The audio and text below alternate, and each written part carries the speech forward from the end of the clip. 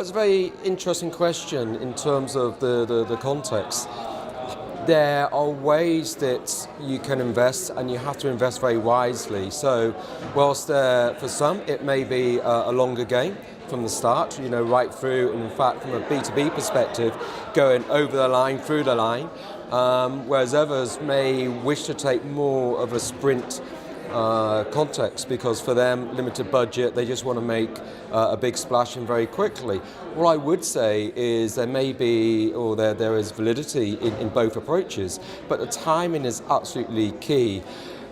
BT, I know, felt that actually having the last word was more important. So where you do have limited budget, then maybe an organisation and a sponsor is better to invest and sprint towards the end of the event rather than early on in the event, where they will achieve more cut through with their limited resources in budget that they may have.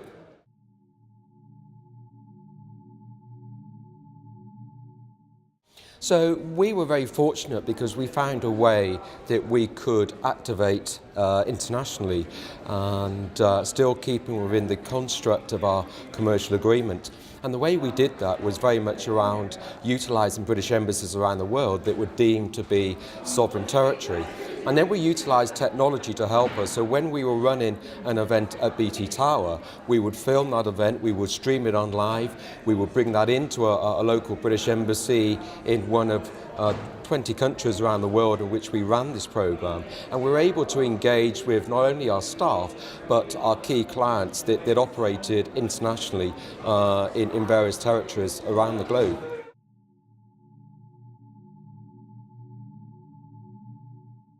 It's absolutely critical that you get the organisation correctly aligned at the outset, and that means understanding across the organisation, especially where you may have a consumer division, a retail division, a wholesale division, a business-to-business division, and making sure that the organisation has the right resources that come together and taking a programme-based approach that falls under the group brand team that is ultimately responsible for the significant investment and sponsorship that's being made.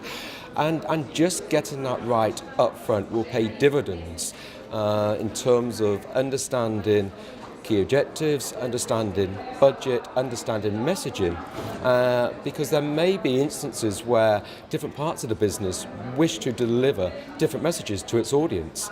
But again, fundamentally important that actually as you get closer to games time, that those messages align and you have one common message out to the audience.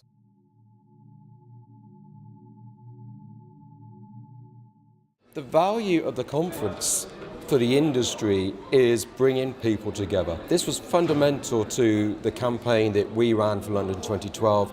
It is fundamental to any major sporting event.